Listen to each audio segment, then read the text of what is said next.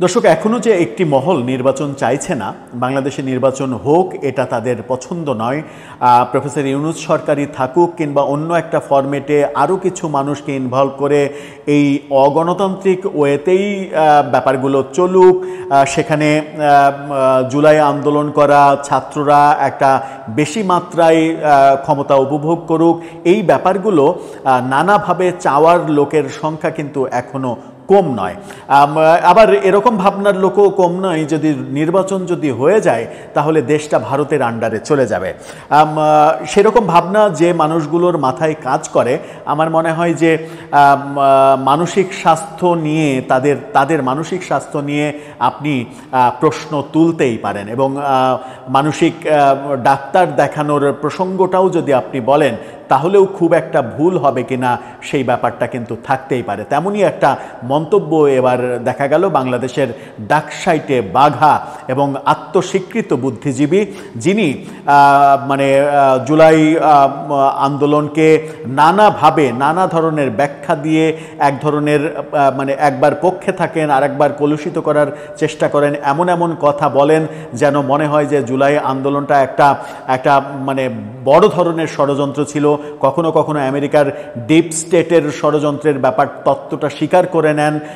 নির্বাচনের পুরোটা বিরোধী এবং নির্বাচন বিরোধী নিজের অভিমত জাহির করতে গিয়ে ৭২-এর সংবিধান ছুঁড়ে ফেলে দিতে হবে, এই সংবিধান রাখা যাবে না, নির্বাচন হলে আবার লুটেরারা ক্ষমতায় আসবে, লুটেরারা ক্ষমতায় আসলে কি হবে, এই যে ব্যাপারগুলো, তার মানে হচ্ছে যে কোনোভাবে নির্বাচনকে পিছিয়ে দেয়া, নির্বাচন না করা, নির্বাচন না করে পারলে নিজে প্রধান উপদেষ্টা হয়ে যাওয়া, এই তত্ত্ব যারা প্রতিষ্ঠিত করতে চান তাদেরই একজনকে নিয়ে একটু আলোচনা করব। গতকালকে মারাত্মক কিছু কথা বলেছেন একটা আয়োজনে তিনি, সেই আলোচনা করে বোঝার চেষ্টা করব আদতে তিনি বা তারা কি চান, নির্বাচন না হলে কাদের লাভ বাংলাদেশে।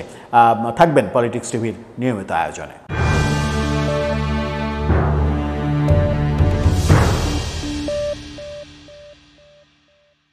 দর্শক, বলছিলাম নির্বাচনকে নানাভাবে নানা ব্যাখ্যায় নানা ফতোয়া দিয়ে পিছিয়ে দেওয়ার যে প্রচেষ্টা এবং নির্বাচন না হওয়ার নির্বাচনই প্রয়োজন নেই, এদেশে নির্বাচন দরকার নাই, একটা বিদ্রোহী সরকার কিংবা বিপ্লবী সরকারই এদেশকে আজীবন শাসন করুক, এরকম বন্দোবস্ত হলেই যেন তারা খুশি হন, এরকমটা মনে হচ্ছে। বলছিলাম ফরহাদ মজহারের কথা, তিনি যে মন্তব্য গতকালকে করেছেন তাতে করে তার মানসিক স্বাস্থ্য নিয়ে আপনি প্রশ্ন তুললে সেই প্রশ্নটা অবান্তর হয়ে যাবে কিনা সেই ব্যাপারে যথেষ্ট সন্দেহ রয়েছে।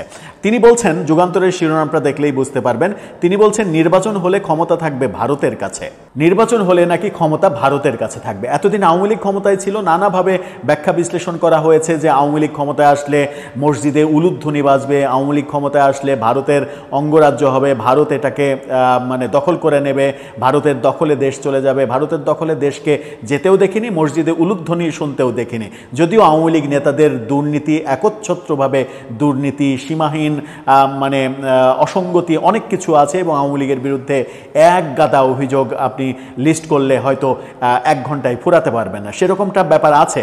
কিন্তু আমরা মসজিদে উলুধ্বনি যেমন দিতে দেখিনি, তেমনি ভারত আমাদের দেশকে দখল করেছে সেরকমটাও দেখিনি। আবার নির্বাচন হলে দেশ ভারত কিভাবে হয়ে যাবে সেই ব্যাখ্যাটাও মনে হয় যে এই ব্যাখ্যা দাঁড় করিয়ে এই শ্রেণীর মানুষটা এবং তাদের স্বার্থসিদ্ধির মাধ্যমে দেশকে কোন দিকে নিয়ে যেতে চান, নাকি নিজেই প্রধান উপদেষ্টা হয়ে যেতে চান, নাকি তাকে উপদেষ্টা করা হয়নি সেই ক্ষোভ এখনও তিনি ভুলতে পারেন না, এই ব্যাপারগুলো কিন্তু আলোচনায় আসতে পারে। কি বলছেন তিনি বলছেন যে তাকে পত্রিকা যেভাবে বিশেষণে বিশেষায়িত করে সেটাও একটা বড় ব্যাপার, আমি সেভাবেই বিশেষায়িত করতে চাই, কারণ অসম্মান করা কোনো কাজ নয় আমাদের। বলা হচ্ছে, রাষ্ট্রচিন্তক ও কবি ফরহাদ মজহার বলেছেন 2024 সালের 5 আগস্টের পরে ছাত্র তরুণরা যেভাবে কার্যক্রম পরিচালনা করেছে তাতে তারা ভুল করেছেন। কি ভুল করেছেন? তার কারণেই দেশে একটি নির্বাচনবাদী বয়ান গড়ে উঠেছে, অর্থাৎ নির্বাচন যারা চাচ্ছে তারা নির্বাচনবাদী বয়ান তৈরি করছেন, এটা তার ভাষ্য। বলছেন যে এই নির্বাচনবাদীরা আবারও সেই পুরনো কথাই বলছে, বাংলাদেশের সব সমস্যার সমাধান হয়ে যাবে যদি ক্ষমতা লুটেরা মাফিয়াদের হাতে তুলে দেওয়া হয়। এই ক্ষমতা লুটেরা মাফিয়াদের হাতে তুলে দেওয়া হয়, এই লুটেরা মাফিয়া কারা সেটা একটা বড় প্রশ্ন। তারা বলছে একটি বৈধ ক্ষমতা প্রতিষ্ঠার মাধ্যমে নির্বাচন প্রয়োজন এবং আন্তর্জাতিক সমাজ তার স্বীকৃতি দিয়ে হাততালি দেবে, কিন্তু নির্বাচনের পরে ক্ষমতা তোমাদের মানে তরুণদের থাকবে না, ক্ষমতা থাকবে ভারতের কাছে। অর্থাৎ যে নির্বাচন হতে চলেছে সেই নির্বাচনের পরে তরুণদের কাছে আর ক্ষমতা থাকবে না, ক্ষমতা নাকি ভারতের কাছে চলে যাবে। তার মানে যে নির্বাচনে আওয়ামী লীগ অংশগ্রহণই করতে পারছে না, যে আওয়ামী লীগকে ভারতের দালাল হিসেবে আমরা নানাভাবে আখ্যা দিই, সেই আওয়ামী লীগ যেখানে অংশগ্রহণই করতে পারছে না, যেখানে অংশগ্রহণ করছে বিএনপি, জামাত, এনসিপির মতো দল। আমি জানি না জামাত এবং এনসিপি শেষ পর্যন্ত নির্বাচনে অংশগ্রহণ করবে কিনা। যদি বিএনপি ক্ষমতায় যাওয়ার সম্ভাবনাকে ফরহাদ মাজার এভাবে ব্যাখ্যা করেন যে লুটেরাদের হাতেই ক্ষমতা চলে যাবে, তাহলে ব্যাপারটা কি এরকম হয়ে যায় না যে জনগণের যে মানে ভোটাধিকার, জনগণের যে পছন্দ, সেই পছন্দটাকে আপনি গলা টিপে মারতে চাচ্ছেন এবং গণতন্ত্রের গলা টিপে মারতে চাচ্ছেন। জনগণ যাকে পছন্দ করবে সে ক্ষমতায় যাবে, তারপরে জনগণ যদি মনে করে যে সে ক্ষমতায় ভালো করছে না, তাকে ক্ষমতায় থেকে তাড়িয়ে দেবে। যেমন আওয়ামী লীগকে জনগণ তাড়িয়ে দিয়েছে ক্ষমতায় থেকে, সেটা মানে তাড়িয়ে দিয়ে যদি আবার মনে করে যে আওয়ামী লীগ ভালো ছিল, তাহলে আওয়ামী লীগকে আনবে। সেটা জনগণের ব্যাপার।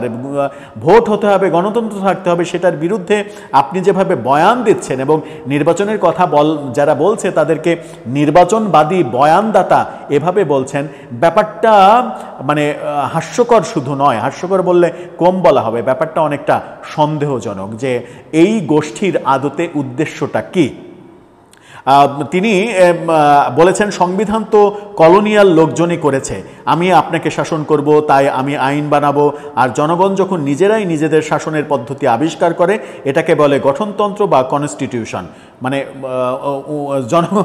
জনগণ শাসন করতে হবে, মানে আর্মির কাজ জনগণ করবে, পুলিশের কাজ জনগণ করবে, জনগণ আর্মিকে অর্ডার দেবে, জনগণ মানে এটাকে অর্ডার দেবে, ওটাকে অর্ডার দেবে, সেইভাবে চলবে। কিন্তু গণতন্ত্র কি বলে? জনগণ তার কর্মকাণ্ড পরিচালনার জন্য একজন কিংবা 300 জন প্রতিনিধি তৈরি করবে, সেই প্রতিনিধিরা রাষ্ট্র ব্যবস্থা পরিচালনা করবে, এটাই তো নিয়ম। কিন্তু সেই নিয়মের বাইরে গিয়ে যখন আপনার প্রত্যাশা হবে, তখন তো মানে আপনাকে শুধু বুদ্ধিজীবী হিসেবেই আখ্যা দিতে হবে, কিন্তু এর পেছনে অন্য কোনো কারণ রয়েছে কিনা সেটা নিয়ে যথেষ্ট সন্দেহ থেকে যাবে।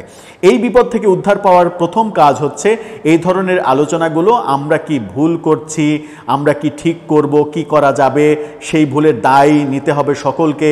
কিন্তু ভুল যে করেছি এটা স্বীকার করতেই হবে।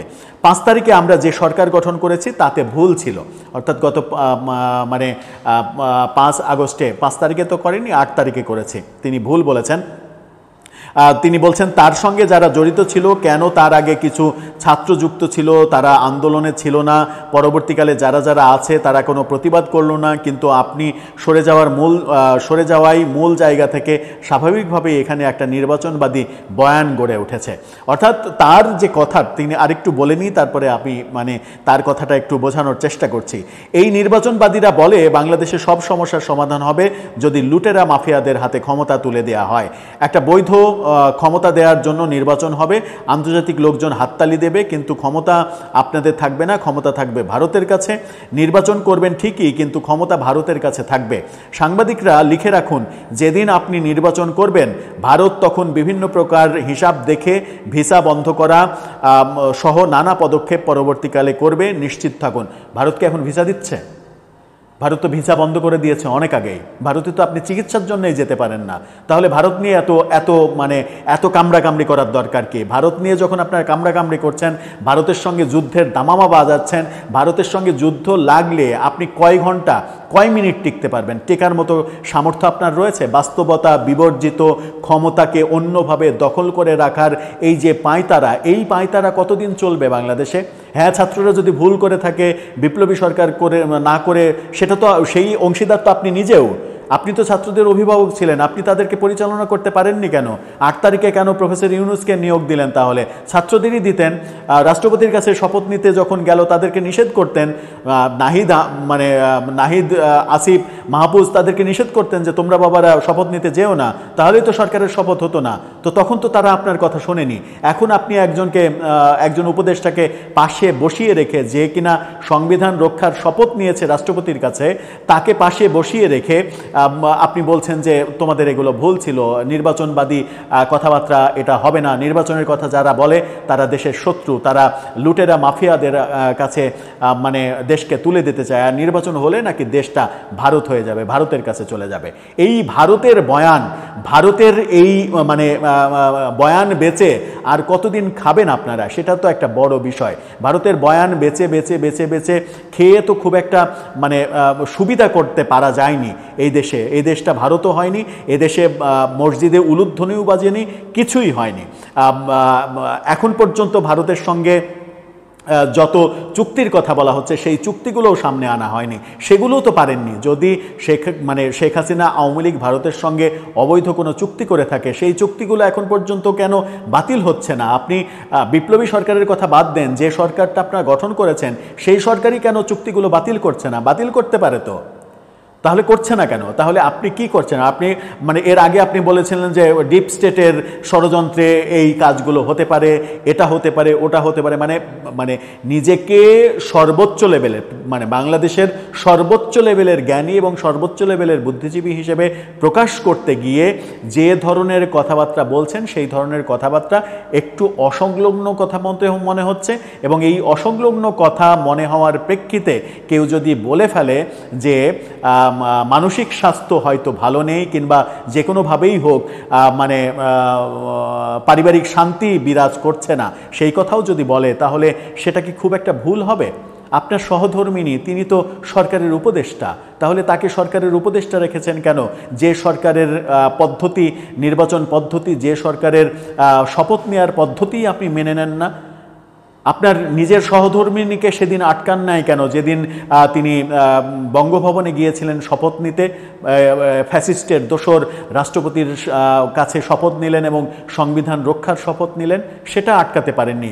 আপনি যখন নিজের ঘরকেই সামলাতে পারছেন না, নিজের ঘরকেই আটকাতে পারছেন না, তখন ছাত্ররা ভুল করেছে, এখন ছাত্রদের আবার নতুন করে উস্কানি দিচ্ছেন, তারা এখন আবার আরেকটা বিপ্লব করবে, এই ইউনূস সরকারের বিরুদ্ধে বিপ্লব করবে। হাসিনা মানে ফ্যাসিস্ট বলে তাড়িয়ে দিয়ে এবার ইউনূস সরকারের বিরুদ্ধে বিপ্লব করবে, বিপ্লব করে এবার আবার নতুন করে বিপ্লবী সরকার গঠন করবে, যে সরকারের প্রধান হবেন আপনি। এই তো, আর তো কিছু না, আর তো কিছু দরকার নেই। ব্যাপারগুলো খুব একটা ভালো হচ্ছে না। যখন আপনি বলেন যে নির্বাচনবাদীরা দেশের ক্ষতি করছে, যারা নির্বাচন চাইছে তারা দেশের শত্রু এবং এই নির্বাচনের মাধ্যমে দেশ ভারতের দখলে চলে যাবে, তখন আপনার মানসিক স্বাস্থ্য নিয়ে প্রশ্ন উঠবে।